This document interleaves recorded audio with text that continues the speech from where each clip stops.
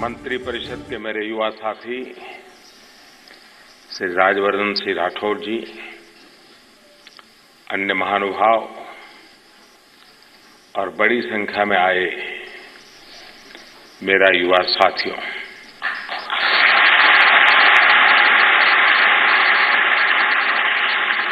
मेरे सामने new India की नई तस्वीर मैं देख रहा हूं।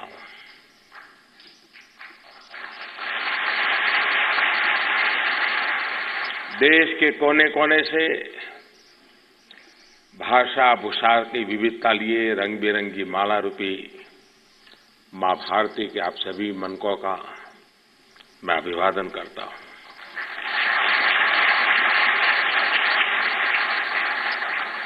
तकनीक के माध्यम से हमारे साथ देश भर से जुड़े एनसीसी, एनएसएस और नेहरू युवा केंद्र के साथियों का भी मैं स्वागत करता हूं। साथियों, आप जैसे ऊर्जावान और जोश से भरे साथियों से मैं जब भी मिलता हूं, चर्चा करता हूं, तो आपकी ये ऊर्जा, आपका ये जोश मेरे भीतर भी मैं अनुभव करता हूं।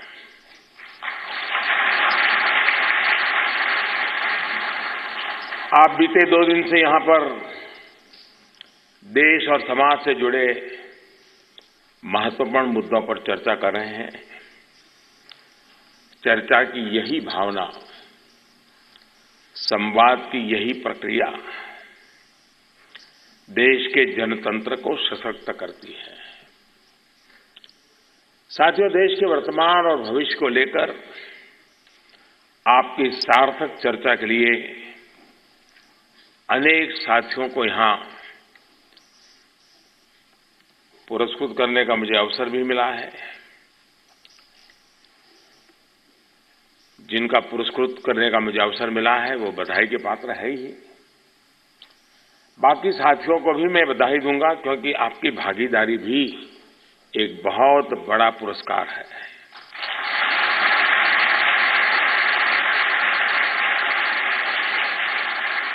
साथियों, इन विचारों को लोकतंत्र, देश और समाज के विमर्श से जोड़ने की हमेशा मेरी कोशिश रही है। नेशनल यूथ पार्लियामेंट इसी कोशिश का एक हिस्सा है। मैंने एक बार मन की बात कार्यक्रम में बात करते समय इसी प्रकार की भावना को मैंने प्रकट किया था, और मुझे खुशी है कि इसको सफलता के साथ मूर्त रूप दिया गया है। लेकिन मेरा इसमें आग्रह रहेगा, क्योंकि पहला प्रयोग था, थोड़ा बड़ा प्रयोग था। अगर अच्छा होगा कि आप लोग इस पूरे कार्यक्रम की रचना, उसमें क्या कमी रही और अच्छा कैसे हो सकता था, विषय अच्छे कौन से हो सकते थे, प्रादेशिक भाषाओं का महत्व कैसे मिल सकता था, अगर सुझाव, और मैं चाहूंगा कि डिपार्टमेंट इसके लिए कोई ऑनलाइन व्यवस्था करे और सभी पार्टिसिपेंट्स इस कार्यक्रम की रचना के संबंध में सुझाव देकर के अगर इसको और मजबूती देते हैं और नयापन, इनोवेटिव आइडियाज देते हैं, तो ये अपने आप में एक इंस्टीट्यूशन बन जाएगा। और भविष्य में भी जो पार्लियामेंट जाना चाहता है वो पहले सोचेगा कि इस पार्लियामेंट से गुजरे।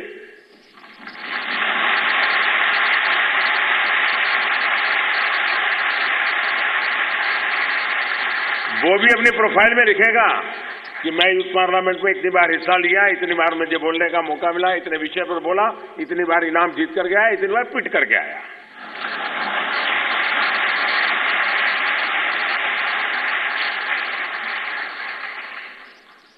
तो एक तो मेरा आग्रह है कि क्योंकि इसको हम एक, और वैसे भी जो लोग अब मुझे, क्योंकि आप लोग अगर इस प्रकार की स्पर्धा में भाग ले रहे हैं, इसका मतलब कि आप अपने सिलेबस के बाहर भी कुछ पढ़ते हैं, सिलेबस के बाहर कुछ सोचते हैं।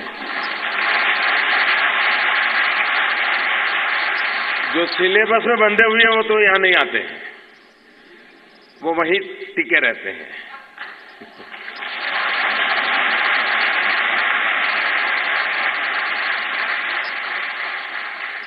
और इसके कारण शायद आप मेरा भी अध्ययन करते होंगे।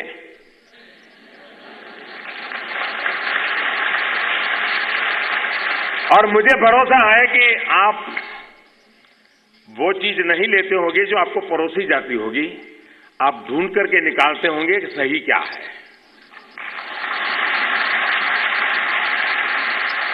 वरना परोसा हुआ माल जरा गड़बड़ होता है।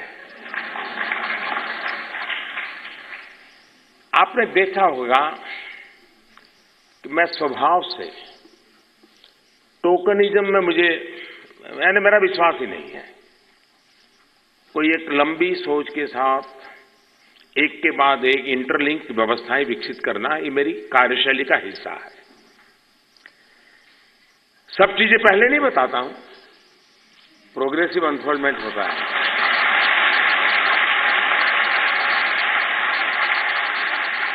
धीरे धीरे खोलता हूं। मेरे मन में एक बहुत बड़ा सपना है, उसी का एक छोटा सा हिस्सा यहां शुरू हो रहा है। और इसको अगर आपकी भागीदारी से अगर ये व्यवस्था विकसित होती है, और मैं तो चाहूंगा कि हो सके इतना जल्दी इसको सरकार से बाहर निकाल दिया जाए। या तो इसको सरकार से बाहर निकाल दे, या इसमें से सरकार को बाहर निकाल दे।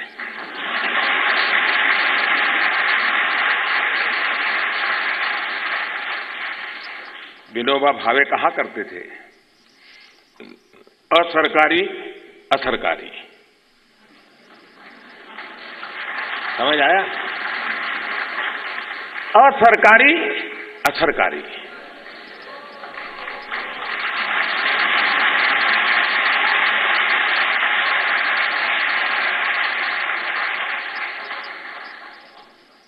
इसका रूप क्या हो सकता है?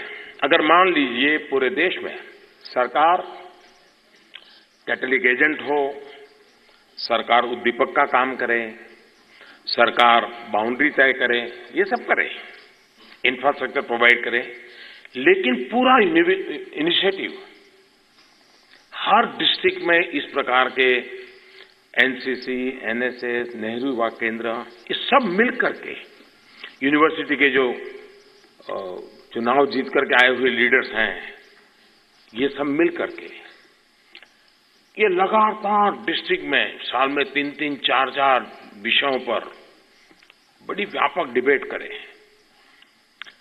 और एक माहौल बने हुए, यानी ये डिबेट है ना, फिर बड़े बड़े स्टेडियम में करनी पड़े डिबेट, 25-50 हजार लोग सुनने आ जाए और देखें हमारे बच्चे क्या बोल रहे हैं, क्या सोच रहे हैं। ये हो सकता है कि नहीं हो सकता है? लेकिन आप कहेंगे करेंगे कौन? और इसलिए क्या हम इसको उस दिशा में ले जा सकते हैं क्या, ताकि ये व्यवस्था ज्यादा विकसित हो, उसका लाभ मिले। दूसरा, वक्तृत्व ये सिर्फ शब्दों का श्रृंगार नहीं होता है, वाणी का आरोह अवरोह नहीं होता है।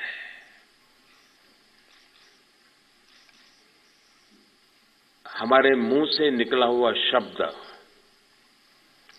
सही जगह पर तीर की तरह जाना चाहिए।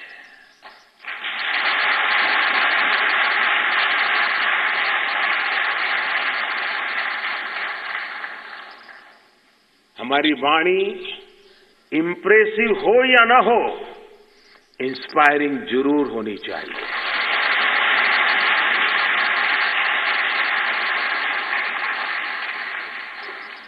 महात्मा गांधी से शायद बड़ा कम्युनिकेटर पिछली शताब्दी में तो मुश्किल है मिलना।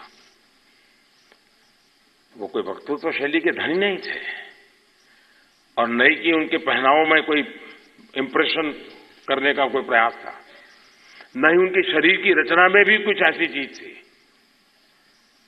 आप कल्पना कर सकते हैं, न ऑरेटरी है, न उस प्रकार का प्रभावशाली व्यक्तित्व है, लेकिन वो कौन सी तपस्या होगी कि उनका एक शब्द, और उस जमाने में व्हाट्सएप नहीं था, दुनिया के कोने कोने में पहुंच जाता था।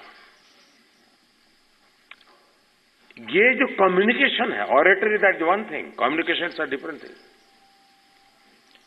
उस कम्युनिकेशन स्किल को हम कैसे डेवलप करें, और अगर हमारे देश में गांव में, शहर में, कस्बों में अगर ऐसी युवा पीढ़ी तैयार होती है जो समाज के मुद्दों पर सही तरीके से सोच करके समाज को अपनी बात बताते हैं, तो समाज का मन बनाने में बहुत बड़ा रोल कर सकते हैं जी। और इसलिए ये अपने आप में ये प्रयोग ग्रासरूट लेवल पर एक सशक्त संरचना खड़ी करने की दिशा में हमारा नम्र प्रयास है।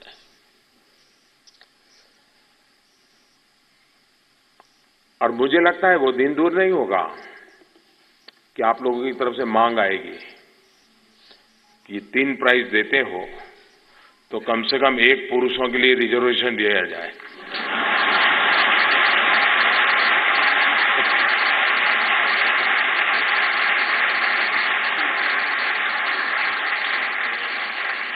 इन बेटियों को लाख लाख बधाई।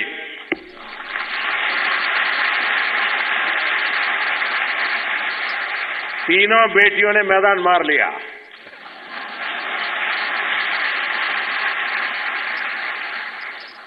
आपने देश से जुड़े हुए कई विषयों पर चर्चा की है यहाँ 2 दिन में। स्वच्छता का विषय हो, समावेशी समाज हो, फाइनेंशियल इंक्लूजन हो, किसानों की आय की बात हो, एनवायरमेंट हो, खेल हो, ऐसे कई विषयों पर आप लोगों ने अपने अपने इस चर्चा के अंदर विचार रखे हैं। इस कार्यक्रम में कुछ ऐसे सुझाव आए हैं जिनको विस्तार देकर देश में चल रही अनेक योजनाओं को और मजबूत किया जा सकता है। और इसके लिए मेरा एक दूसरा सुझाव डिपार्टमेंट को है कि जिन लोगों ने इसमें हिस्सा लिया है उनसे उनकी स्पीच राइटिंग में मांगी जाए, ऑनलाइन वो करें, और उसमें उनको भी कहा जाए कि आपने जो बोला था, जो लिखा है, उसमें से एक उत्तम वाक्य इसमें से ढूंढ करके आप निकालो, खुद ही अपना एग्जामिनर। और ऑनलाइन बुकलेट प्रसिद्ध की जाए कि इस विषय पर देश में 400 बच्चे बोले, इस प्रकार की बातें बोली, और 4 से महत्वपूर्ण वाक्य इनके ये थे। अगर ऑनलाइन बुक निकले तो ये लोग भी तो उस बुक को देखेंगे और 400 को पढ़ेंगे, सुनेंगे। यानी ये ऑटो पायलट व्यवस्था हो जाएगी। अब मुझे बताइए, सर करने में सरकार की जरूरत पड़ेगी क्या? बिना सरकार हो जाएगा कि नहीं हो जाएगा? वो इंफ्रास्ट्रक्चर प्रोवाइड करेंगे। और हर राज्य के जो टॉप 3 है उनका ऑनलाइन वीडियो भी उसमें उपलब्ध हो, ताकि किसी को उनकी स्पीच को देखना है, सुनना है तो देख सके। एक ऐसी व्यवस्था विकसित की जाए जो अपने आप में यूथ का आकर्षण बने। और हो सकता है फिर आप जब पार्लियामेंट का एजेंडा निकले तो आप भी अपने इलाके के एमपी को मेल कर सकते हो कि देखिए इस विषय पे इन बच्चों ने कहा है, अगर आपको काम आता है तो ले लो।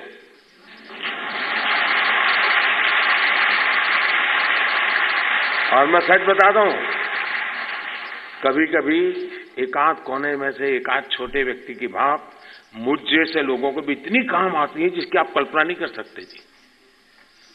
ये पड़ा है खजाना हमारे यहां।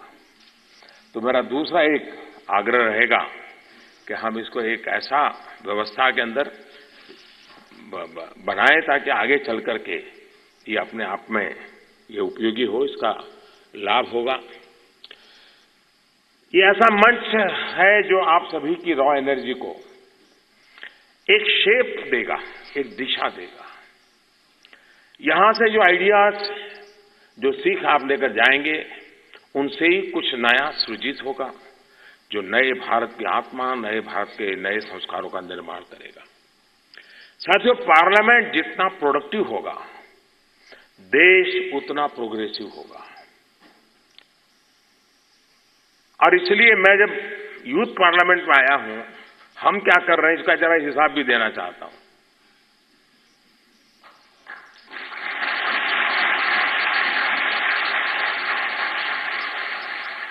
और देश को पता होना चाहिए, जिन एमपीज को आप जिता करके भेजते हो कर क्या रहा है, पार्लियामेंट क्या कर रही है, पूछना चाहिए, नौजवानों ने पूछना चाहिए। देखिए, 16वीं लोकसभा का उदाहरण देता हूं। एवरेज प्रोडक्टिविटी 85%, करीब करीब 205 बिल पास किए गए।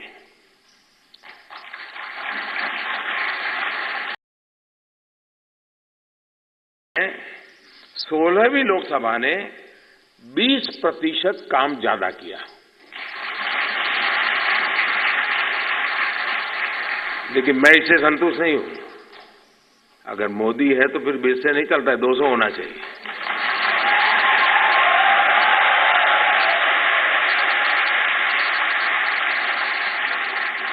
अब ये लोकसभा देश की जनता ने 30 साल के बाद एक पूर्ण बहुमत वाली सरकार चुन करके भेजा।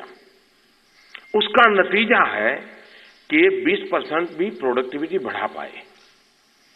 देश के टैक्स पेयर के पैसों का सही उपयोग हुआ और समय रहते हुए देश के लिए जरूरी वहां नीति निर्धारण हुआ। लेकिन राज्यसभा में क्या हुआ? अब राज्यसभा तो एल्डर्स का हाउस है। तपस्वी, तेजस्वी, वयोवृद्ध, तपोवृद्ध,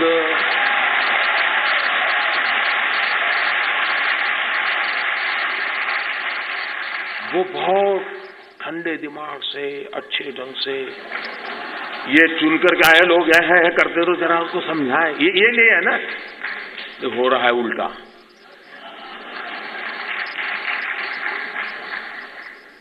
राज्यसभा का परफॉर्मेंस अभी जो लास्ट सत्र गया, सिर्फ 8%, 8%।